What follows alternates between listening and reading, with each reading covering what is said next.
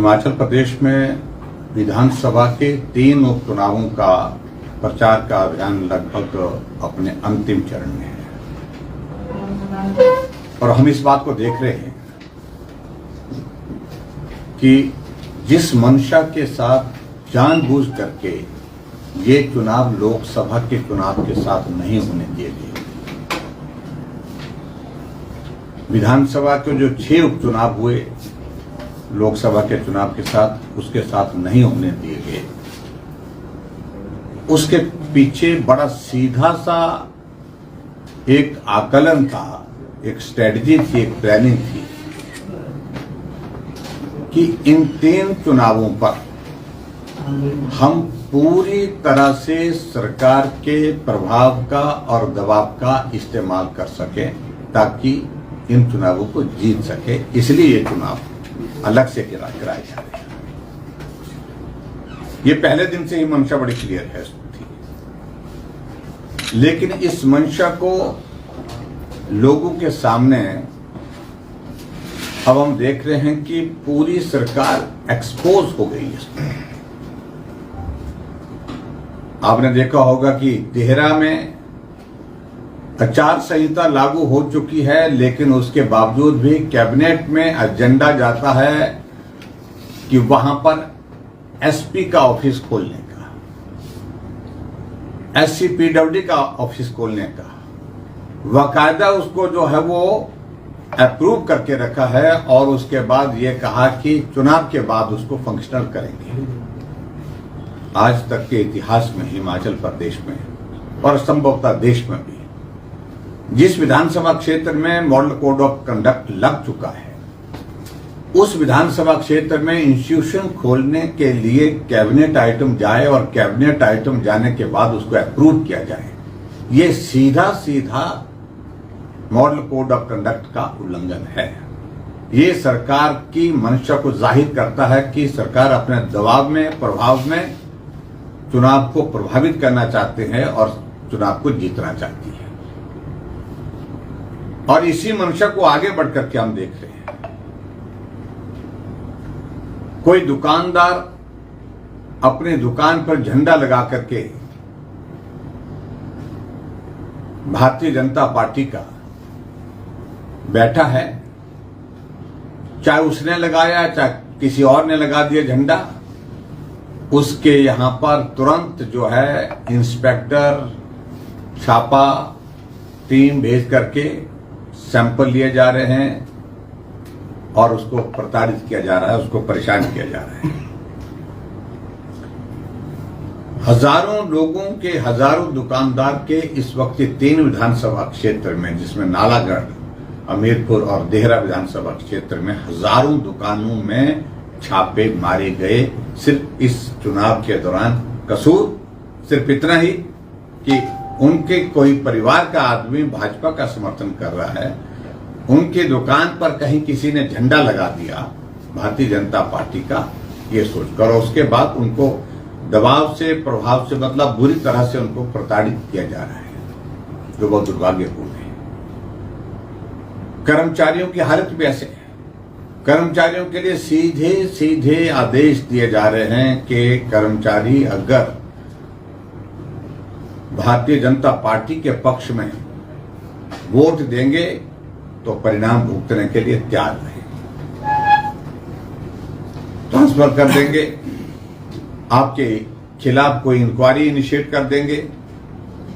और ऐसे हालात में मैं देख रहा हूं कि पूरा कर्मचारी वर्ग जो है ऐसे पूरी 3 विधानसभा क्षेत्र में बुरी तरह से, बिल्कुल जिसको कह सकता हूं कि एक डरी हुई हालत में है, एक तनाव में है, परेशानी में है।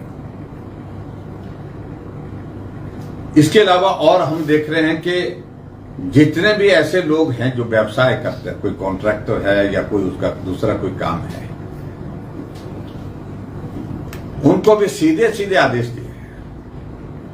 को पीडब्ल्यूडी का कॉन्ट्रैक्टर है तो उसमें पीडब्ल्यूडी डिपार्टमेंट के अधिकारियों के माध्यम से एक तो उन्होंने ठेकेदारों से बहुत सारा पैसा इकट्ठा किया, मैं ये बात कह रहा हूं, बहुत सारा पैसा इकट्ठा किया कांग्रेस के नेताओं ने चुनाव के नाम पर। और उसके बाद पैसे भी इकट्ठा किया और उसके बाद ऊपर से और धमकी दी जा रही है कि अगर कहीं भी आपने भारतीय जनता पार्टी के पक्ष में वोट डाला, आपके परिवार ने डाला, आपके जो है वो दोस्तों ने डाला, उनके खिलाफ भी कार्रवाई करेंगे। ठेकेदारों को तो कह दिया, आपकी पेमेंट सबको कह दिया, जो ऐसे कुछ लोग हैं उनको चिन्हित करके उनको कह दिया कि इनकी पेमेंट रोक दें, इनके काम रोक दें। ये हिमाचल प्रदेश में हम पहली बार देख रहे हैं कि लोकतांत्रिक व्यवस्थाएं तो तहस नहस हो गई है। एक तरह का जो सरकारी मशीनरी का इस्तेमाल करके जो है सरकार पूरी हिटलर की तरह जो है अपना व्यवहार कर रही है। पंचायत के चुने हुए प्रतिनिधि जो है, हमारे पंचायत के प्रधान है, बीडीसी मेंबर है, जिला परिषद के मेंबर है, ऊपर से उनको और धमकियां दी जा रही है। अगर आपके यहां से बढ़त भारतीय जनता पार्टी को मिली तो आपके खिलाफ कार्रवाई करेंगे। कांग्रेस के लिए काम करिए, कांग्रेस के लिए बढ़त दिलाइए, नहीं तो पंचायत के प्रधान को कह रहे हैं कि आपके खिलाफ इंक्वायरी शुरू कर देंगे, जिला परिषद के मेंबर को कह रहे हैं कि आपके खिलाफ इंक्वायरी शुरू कर देंगे, और बीडीसी मेंबर, बीडीसी चेयरमैन, सबके खिलाफ इस प्रकार से। यानी कि जो लोकतांत्रिक व्यवस्था के अनुरूप जो है चुने हुए प्रतिनिधि, उनको भी इस कदर प्रताड़ित कर दिया है कि वो दहशत के माहौल में आज के इस जो है वो दौर में है। ये हिमाचल प्रदेश की वर्तमान जो है स्थिति हम देख रहे हैं। और इसके साथ साथ में दूसरा जो पार्ट है, जो बहुत खतरनाक पार्ट है, वो पार्ट ये है कि जो ऐसे लोग, जो माफिया, जो समाज में अच्छी छवि वाले लोग नहीं हैं, जो गलत काम करते हैं, गलत धंधों से जुड़े हुए हैं, वो दना रहे हैं, उनको खुली छूट दे दी गई है। हम आपके साथ हैं, सरकार है, आप डट करके जवाब डालिए, आप डट करके जो है वो एक माहौल खड़ा करिए भारतीय जनता पार्टी के खिलाफ, जो है वो पूरे अपने लोगों के बीच में। अगर कोई भी आदमी इस तरह से करता है, उनको डराइए, धमकाइए। ये दौर इस तरह से चल रहा है, जिसके कारण हिमाचल प्रदेश में बहुत अलग तरह की एक इस चुनाव की जो है हमने स्थिति देखी है। हमने चुनाव पहले भी देखे हैं, उपचुनाव होते हैं, वोट हम भी मांगे, दूसरे भी मांगे, सभी दलों को वोट मांगने का अधिकार है। लेकिन सरकार की मशीनरी का इस्तेमाल करके इस कदर जो है वो दुरुपयोग करके जो है सत्ता पक्ष जिस तरह से प्रयत्न कर रहा है, प्रयास कर रहा है कि कांग्रेस पार्टी की जीत सुनिश्चित हो, और जीत सुनिश्चित करने के लिए कर्मचारियों को, अधिकारियों को, मैं देखा कि अधिकारी भी असहाय महसूस कर रहे हैं। कहते कि इतना दबाव है कि हम करें क्या। लेकिन मैं इतना जरूर कहना चाहता हूं, कर्मचारियों को भी कहना चाहता हूं, अधिकारियों को भी कहना चाहता हूं, ये दौर बीत जाएगा। 10 तारीख को वोट पड़ जाएंगे, 13 तारीख को परिणाम निकल जाएंगे, और ये तय है कि तीनों विधानसभा क्षेत्र में जीत भारतीय जनता पार्टी की होगी। मैं तीनों विधानसभा क्षेत्र के मतदाताओं का भी आभारी हूं कि जिन्होंने दबाव की परवाह नहीं की है। बहुत खुले तौर पर लोग निकल पड़े हैं, और लोग अच्छी तरह से समझते हैं कि जनाधार कांग्रेस पार्टी हिमाचल प्रदेश में खो चुकी है। और ताजा उदाहरण जो है हमारा लोकसभा का चुनाव हुआ है, जिसमें 68 में से 61 सीटों पर कांग्रेस पार्टी हार गई है। ये जनादेश है। जमीन पांव नीचे खिसक चुकी है, बहुत बुरी तरह से खिसक चुकी है। और ऐसी सूरत में अपनी साख को बचाने के लिए सरकार जिस तरह से सरकारी मशीनरी का इस्तेमाल कर रही है, मेरा चुनाव आयोग से भी इस बात के लिए आग्रह है कि वो संज्ञान ले।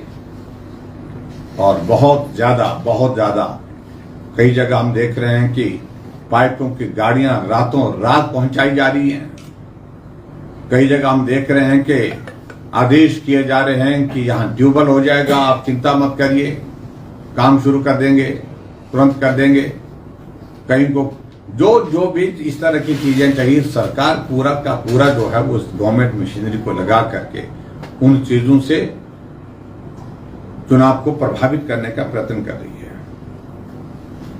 और मैं इस बात को लेकर के कहूं कि हिमाचल प्रदेश में अभी हाल ही में ये जो 3 उपचुनाव हो रहे हैं, कोई ताकत नहीं बचा सकती है कांग्रेस पार्टी को। निश्चित रूप से हार होगी कांग्रेस पार्टी की, और भारतीय जनता पार्टी एक नहीं तीनों विधानसभा क्षेत्र में बहुत शानदार तरीके से जीतेगी। सभी मंत्रियों को आदेश दिए गए हैं कि आपके विभाग के अंतर्गत जितने भी कर्मचारी हैं उनको मॉनिटर करो। कोई भी कर्मचारी अगर कहीं थोड़ा सा भी ऐसा दिखता है कि वो उसकी इन्वॉल्वमेंट कहीं है, उनके खिलाफ कार्रवाई करो। बहुत सारे लोगों की कार्रवाई की गई है। और मैं पिछले लोकसभा के चुनाव में भी हमने देखा, आउटसोर्स पर लगे हुए छोटे छोटे कर्मचारी, कांग्रेस के नेताओं ने अपने लेटर पैड पर शिकायतें की और उनकी सर्विसेज टर्मिनेट कर दी गई। चाहे वो पीडब्ल्यू में लगे हैं, चाहे आईपीएच में लगे हैं, चाहे वो किसी और महकमे में लगे हैं, क्योंकि ये बहुत आसान काम होता है।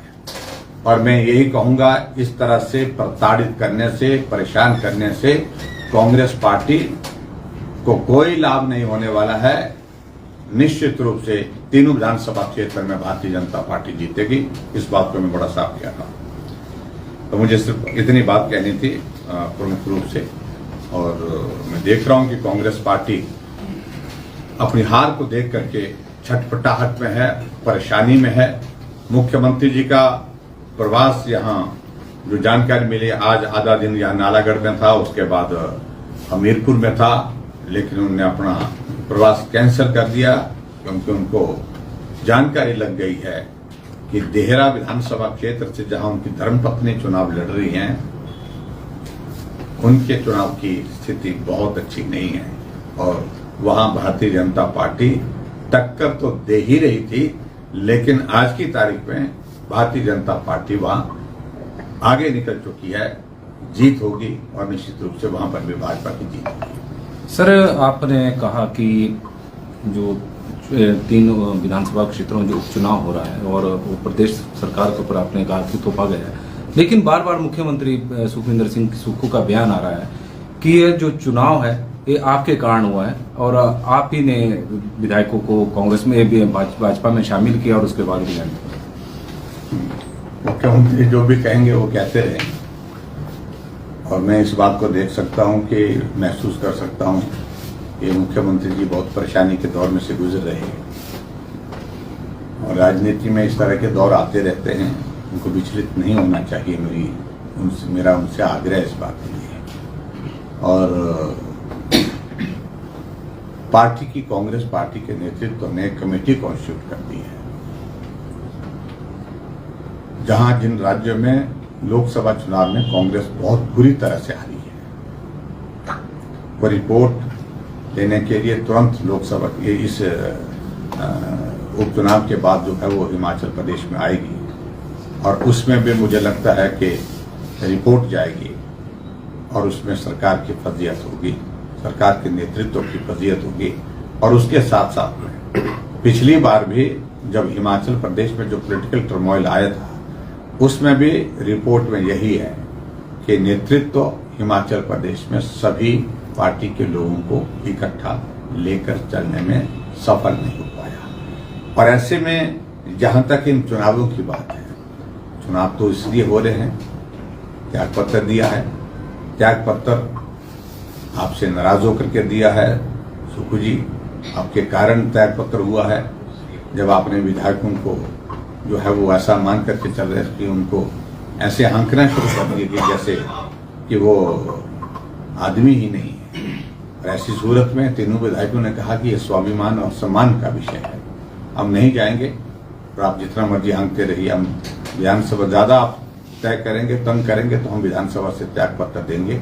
ये बात उनको पहले कम्युनिकेट की और उसके बाद उनने इस पर कदम उठाया। तो इसके लिए जो भी वजह है, वजह तो सिर्फ एक ही है कि मुख्यमंत्री सभी साथियों को साथ ले चलने में सफल नहीं हो पाए, एक बहुत बड़ा प्रश्न चिन्ह है। ठाकुर साहब, आपने कहा कि लोकसभा की 4 सीटें हम बीजेपी जीती, अच्छी बात है। 6 उपचुनाव हुए विधानसभा के, उसमें से 4 सीटें कांग्रेस रिटेन कर गई। अब 2 सीटें बीजेपी को मिली। अब 3 में से आप कह रहे हैं तीनों सीट जीत रहे हैं, जबकि वो लोकसभा के 7 वोटिंग की थी।